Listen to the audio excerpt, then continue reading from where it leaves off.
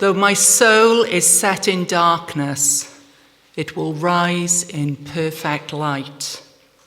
I have loved the stars too fondly to be fearful of the night. So that's from a poem by Sarah Williams called The Astronomer. So for me, it starts with a name, my name, given to me 16 years ago, Kamalagita.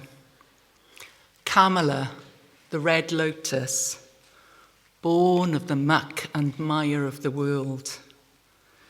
In my case, this lotus has its roots deep in a small mining town in the heart of South Wales.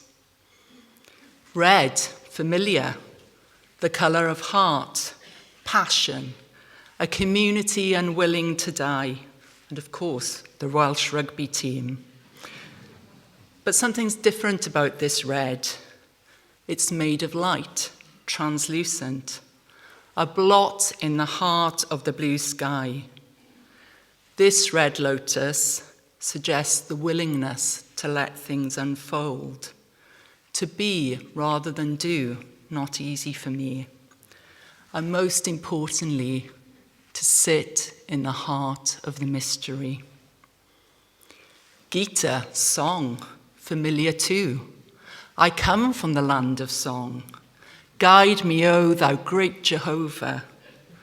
But something's different about this song. It's sacred. Song, poem, uttered by an inspired sage. I'm not ready for the song yet. And connected to all this is Tara, she who steps into the world, but has one leg resting and easy, being in the world but not of it. Tara, star, lodestone, who will guide you in the darkness when all maps have failed, when all hope is lost. As soon as I got ordained, I felt a strong impulse to take the Dharma outside the four walls of the Buddhist Center. At the time, I was working with refugees and went on to work in mental health and education. In the years that followed, I had a son, got married, moved back to my homeland, and 10 years after stepping out of it, stepped back into institutional responsibility by becoming chair of my local Buddhist centre. I was the first Welsh chair in the Cardiff Buddhist Centre, but not only that, I was from that place. I was tilled from the same soil as the people who came to the Buddhist Centre. I might not know them personally, but I knew them. I knew the communities they came from, I knew the struggles that they faced, and I knew what mattered to them. And Wales is a small country, so quite literally, most of the time, I do know them.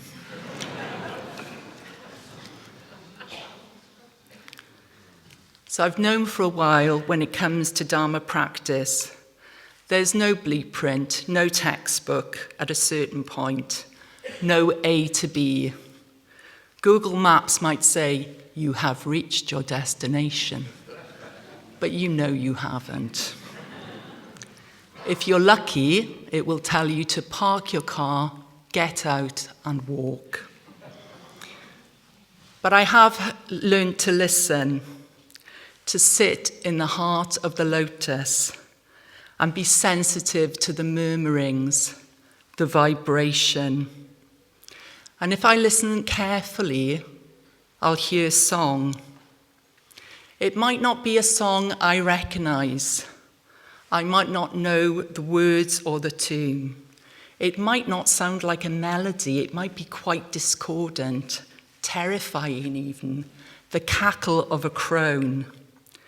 But it has a deep resonance, and I know it to be the truth. So this is where the song is guiding me. It's guiding me back to my roots in a small mining town in the heart of South Wales. So as well as being chair at the Cardiff Buddhist Centre, I've had the great privilege to bring mindfulness into educational contexts, into schools. And there's a real hunger for this, a real interest. People want to know how to work with their minds. They want to find calm and perspective. But they also are people who are caregivers. They look after others. They serve their communities. And they need help in how to stay inspired. And by the way, I think Triratna's got a lot to offer here, but that's a different talk. So I've got the great privilege of working with a group of head teachers who really care about the thriving of their school communities and want to nourish them. But these heads aren't strangers to me. I was at school with them, or my father taught them, or they went out with my brother, or they went out with me.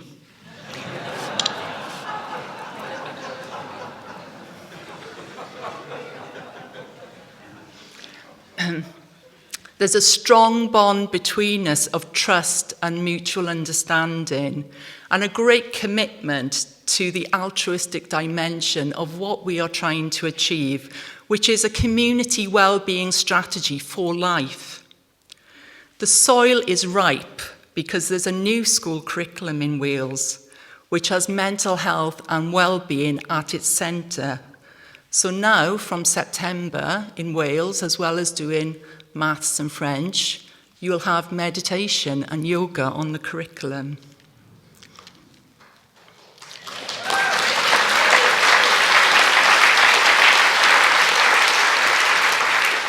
So there's a great opportunity. If you come from where I come from, there's no disputing the first noble truth. And what's needed is the strength to develop the wise and compassionate response that values all life, the rain cloud of the Dharma that rains down and nourishes all plants so that they can grow into their own unique formation. In Wales, it rains a lot. So going beyond for me means going right back to where I started, a small mining town in the heart of South Wales. I'm giving back to a community that gave me education, warmth, a community of generosity, and I'm taking back the Dharma. Coming home, I sit in a workman's hall that my grandfather helped build on the site of a pit where he and his ancestors toiled underground. I sit and I teach the Dharma to parents, neighbours, old school friends and their children. This is my gift back to the community that nourished my roots and allowed me to blossom. This is the song of my soul. So with no map, no textbook, no set course, going beyond means there will be blind alleys, false starts, mishaps. But as I was thinking about this talk, the words of Bhante came to me from his talk, My Relation to the Order. Perhaps the lotus had to bloom just then, or not at all. Diolch yn fawr, thank you very much.